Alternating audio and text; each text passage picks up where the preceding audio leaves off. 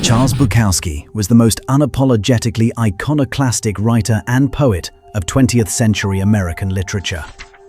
Rejecting all pretense, he wrote with raw, unflinching power, stripping away life's facades to lay bare the core of humanity and existence.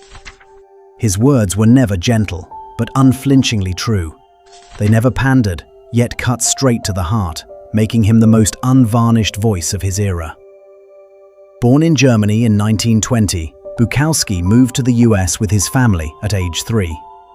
This cross-border journey brought no warmth of a new start. Instead, it planted the seeds of a lifetime of loneliness. His childhood was unrelenting torment. From age 6, his father's violence was daily, and senseless beatings seared into his bones. As an immigrant outsider, his accent and clothes made him a mockery target, and he remained isolated and ostracized all through school. In his teens, severe acne covered his face with permanent scars, plunging his already insecure self into deeper seclusion. Trauma from abuse, alienation as a stranger, and shame over his appearance trapped him in a prison of loneliness. Yet this random pain and unmoored solitude forged his unique worldview and ignited his obsession to express himself through writing. In a late interview, he joked his father was his greatest literary teacher, for he taught him unmitigated, arbitrary suffering. When hardship grinds you down long enough, you lose all taste for lies. You speak only from the heart, nothing but the unfiltered truth. In his mid-20s, Bukowski dropped out of college after 2 years to pursue writing full-time.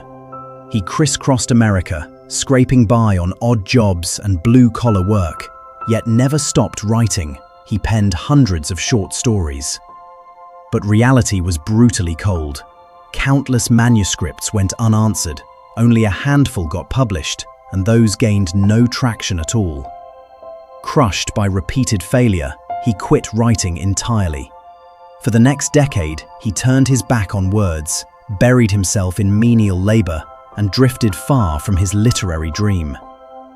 In 1955, at 35, Bukowski nearly died from a severe bleeding ulcer. His brush with death was the turning point of his life. Surviving against all odds, he felt roused by fate, quit his post office job, and picked up his pen again. Yet the path remained rocky. His sparse published works still went unnoticed, and financial desperation forced him back to the post office. This time, though, he never gave up writing. No matter how exhausted he was, he stole every minute before his shift to write, day after day, year after year. His work appeared occasionally in underground magazines. No fame, no pay, no recognition, no hint of success, no way to make a living from writing. Yet he kept writing anyway, not for fame or wealth, but because writing had become his life's instinct. It was not until his 50s, after decades of quiet post office work and unwavering writing, that his work was finally seen and understood. Only after signing a publishing deal did he earn a living as a writer. At the end of a conventional career path, he stepped into his own glory. He soon rose to fame as a universally acclaimed literary giant, whose legacy endures and is celebrated decades after his death. After half a lifetime in obscurity and a lifetime of unyielding devotion, Bukowski finally succeeded through decades of persistence. Yet his tombstone bears a baffling epitaph: "Don't try." Seemingly cold and pessimistic, and totally contrary to his life story, this phrase holds his deepest insight into life, passion, and success. In a letter to his close friend, he laid bare the truth.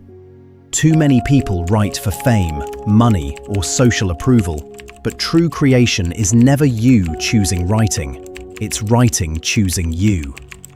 When passion runs deep in your bones, words flow naturally, no forced striving or fake pretense needed.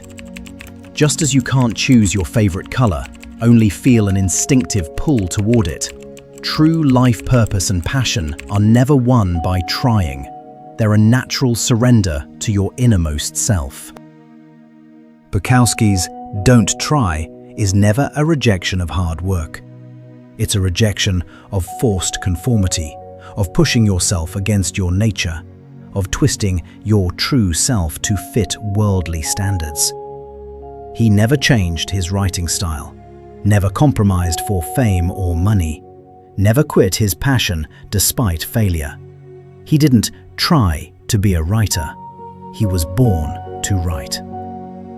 His message to the world is this: if something requires you to force yourself to persist, desire, or conform, it was never meant for you.